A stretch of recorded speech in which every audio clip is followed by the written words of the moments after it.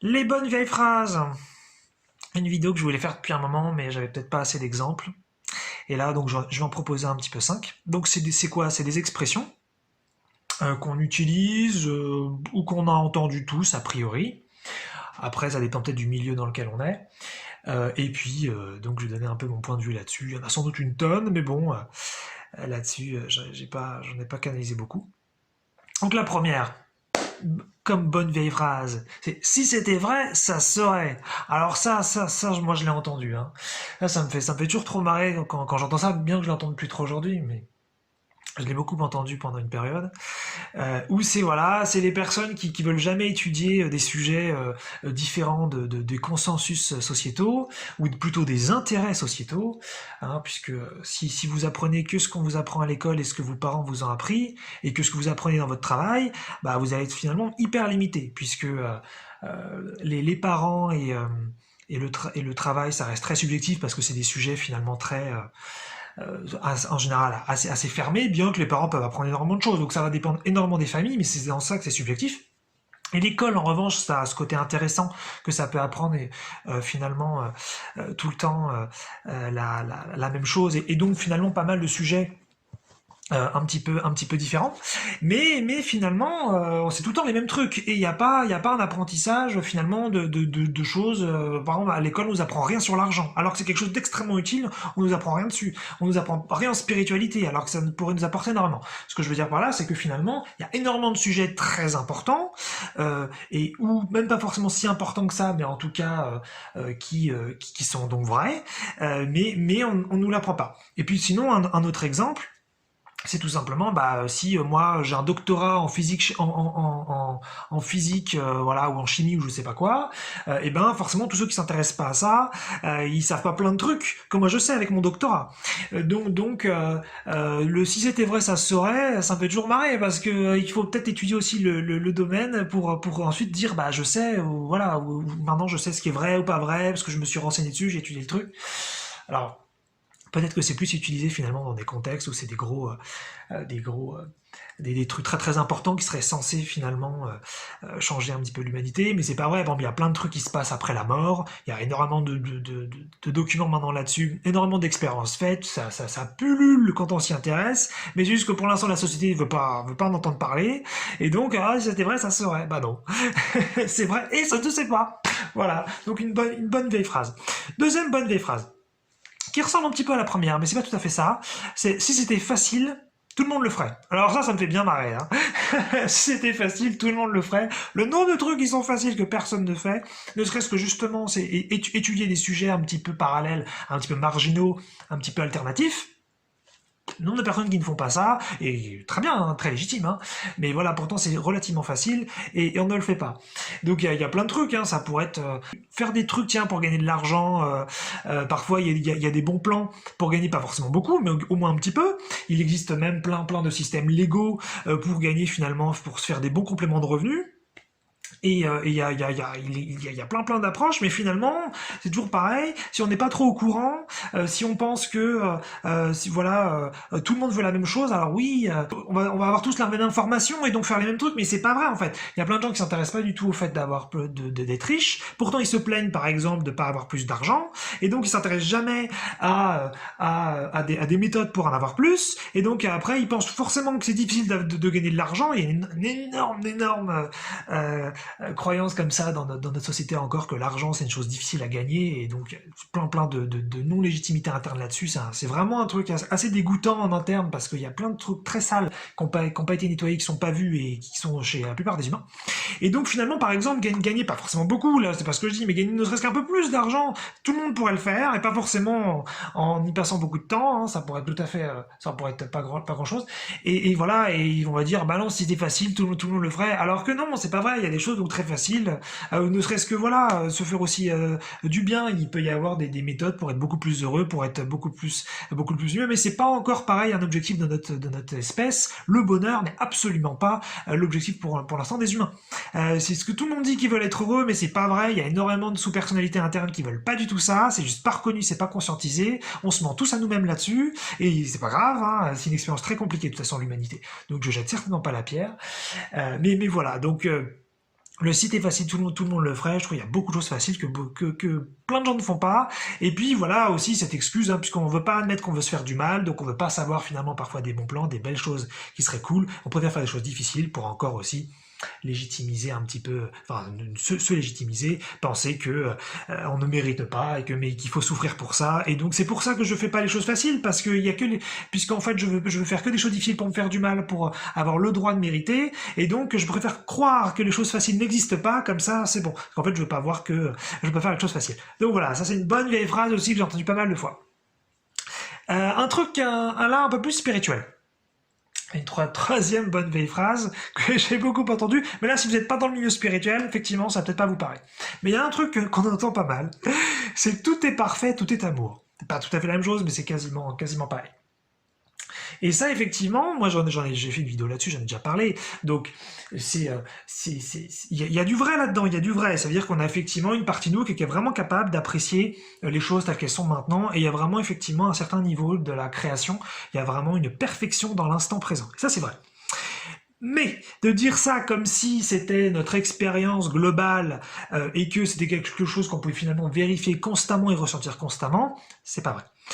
Parfois on est vraiment dans les problèmes, dans les difficultés, dans le malheur, dans les horreurs, et là on a un ressenti mais gigantesque que c'est vraiment pas parfait, et que c'est pas du tout amour, qu'il y a de la cruauté, qu'il y a de l'immondice, qu'il y a vraiment quelque chose qui nous veut du mal éventuellement.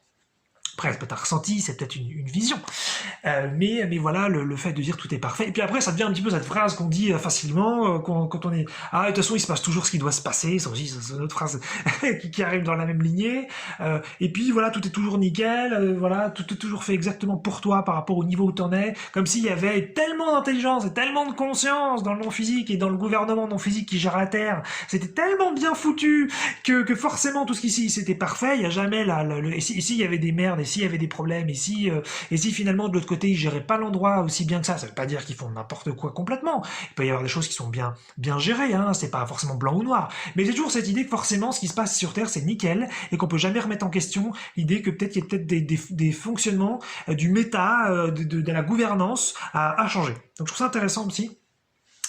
Puisque ça peut être aussi une suggestion, une sorte de mantra dans lequel parfois on s'enferme, on tombe. Et moi, j'ai été dans une période, donc là, je le reconnais volontiers. C'était d'ailleurs très agréable, je regrette pas. Mais après, effectivement, on en sort parce que ça a plus vraiment de sens. Et surtout qu'en fait, c'est une suggestion qu'on n'arrive pas derrière à contrôler. C'est-à-dire, moi, je trouve ça génial de pouvoir penser que tout est parfait, tout est amour, mais à condition de pouvoir l'appliquer, de le ressentir et de l'enseigner aux autres dans la mesure où ils s'y intéressent. Et justement, c'est pas le cas en fait. On peut se le répéter, ça peut faire en revanche beaucoup de bien. D'ailleurs, j'ai fait une vidéo qui s'appelle donc l'appréciation de ce qui est, si vous voulez voir, et c'est tout à fait vrai ce que je dis dedans. Mais pour autant, voilà, c'est quand même beaucoup plus, je pense, complexe que ça et beaucoup plus subjectif. Quatrième bonne vieille phrase. Alors ça, je crois que c'était Gandhi hein, qui avait dit ça. Ça va pas forcément avec la phrase exacte, mais c'est quelque chose qu'on entend, qu'on retrouve un petit peu. C'est soit ce que tu veux voir dans le monde. Hein, donc c'est pas la phrase exacte, mais c'est pas grave, vous avez compris l'idée.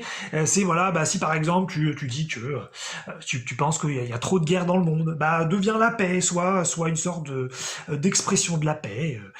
Et voilà, moi t'auras fait ta partie. T'auras fait ta part du colibri.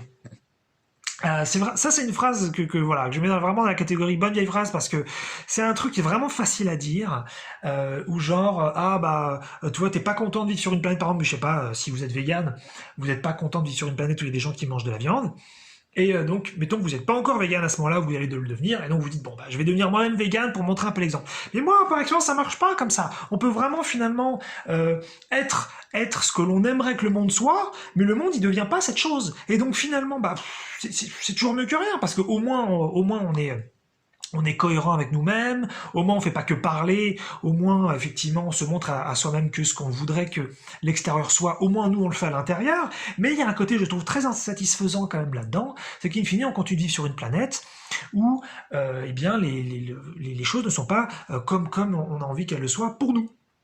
Et donc, bah, voilà, si vous êtes vegan, vous avez besoin que tout le monde soit vegan, moi je comprends très bien.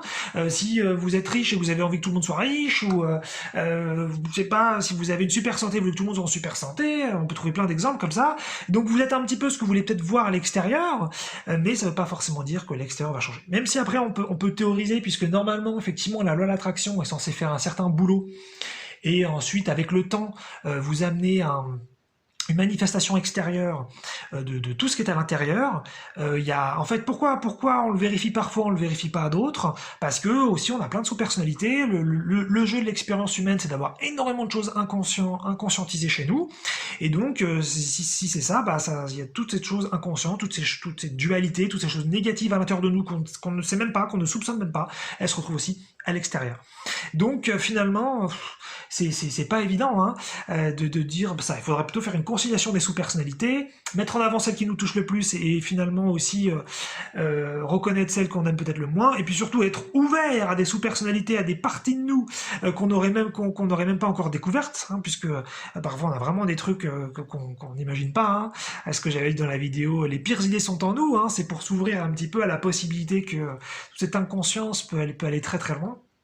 Donc voilà, soit ce que tu veux voir dans le monde, je trouve ça franchement bien facile comme phrase. Allez, dernière petite bonne vieille phrase. Ne fais pas aux autres ce que tu n'aimerais pas qu'on te fasse. Alors évidemment, ça c'était je crois donc Jésus qui avait dit ça. Alors celle-là, donc bon, pas besoin d'être trop spirituel pour la connaître. A priori, tout le monde la connaît. Celle-là m'a toujours fait marrer parce qu'effectivement, alors il y a deux lectures intéressantes avec celle-là. Il y a la première où moi je m'étais dit mais c'est un petit peu ridicule parce que si par exemple moi j'aime pas les massages et il y a quelqu'un d'autre qui aime bien les massages, alors je vais pas lui faire des massages parce que parce que moi j'aime pas qu'on m'en fasse, mais c'est complètement con. Voilà, ne fais pas aux autres ce que tu n'aurais pas. Moi j'aime pas qu'on me fasse des massages, donc je vais pas faire des massages aux autres alors qu'ils aiment ça, mais non, c'est n'importe quoi. Donc quelque chose de pas clair. Bien sûr, en général, cette phrase, elle est utilisée pour dire, par exemple, eh bien, ne fais pas de mal à l'autre si tu n'aimerais pas qu'on fasse du mal. Déjà, il y a des gens qui aiment qu'on leur fasse du mal. La plupart du temps, c'est non conscientisé, mais il y en a pour qui c'est conscientisé. Par exemple, on peut trouver ça dans le sadomasochisme. Hein. Il y a parfois une répartition des rôles où il y a le dominé et le dominant, et donc il y en a un qui aime faire mal et l'autre qui aime avoir mal. Mais ça ne veut pas forcément dire que les rôles puissent être échangés. Très intéressant comme exemple parce que c'est vraiment pour moi ça une manifestation générale des sous-personnalités qu'on veut pas voir, et en général tous c'est parti de nous, et puis il y a des personnes qui vraiment eux les expriment et les vivent parce que c'est encore plus important pour eux. Donc on veut pas tous les mêmes choses. Donc se dire finalement ne pas faire aux autres ce qu'on n'aimerait pas qu'on nous fasse à nous, bah on veut pas tous les mêmes choses. Donc déjà ça n'a pas vraiment de sens ce truc. Maintenant deuxième lecture, et là je vais plutôt aller dans le sens de cette bonne vieille phrase, c'est qu'effectivement a priori tout ce qui est à l'extérieur est à l'intérieur. Donc, si je reprends l'exemple des massages, a priori, si j'ai un ami qui aime bien les massages, et que alors que moi je n'aime pas ça, c'est qu'il y a une partie de moi qui aime les massages, et que je ne l'ai pas encore conscientisé. Mais maintenant, il faut aussi être pragmatique, c'est que là, tout de suite, dans le présent, je ne ressens pas encore cette partie de moi. Donc, je ne suis pas en mesure de me connecter à cette partie de moi qui aime les massages, et donc, ça n'aurait pas de sens de faire de la suggestion, de se dire, non, mais en fait, j'aime ça, allez, vas-y, masse-moi, je vais kiffer.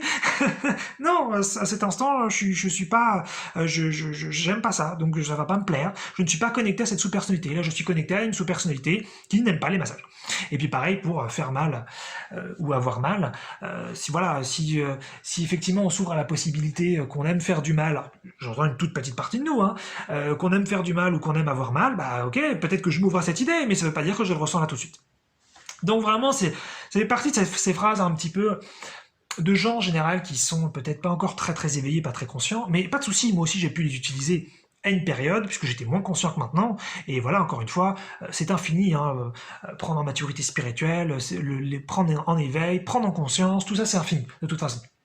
C'est juste que ça me fait marrer, parce qu'après coup, on se rend compte que c'était des phrases vraiment de débutants, hein, un petit peu, où on se dit qu'il y a plein de trucs qui collent pas, qui tiennent pas la route, et donc il y en a sans doute plein d'autres, je trouve ça bien marrant de relever ça, puis de les décortiquer un petit peu, voilà. Voilà pour ce premier épisode des bonnes vieilles phrases.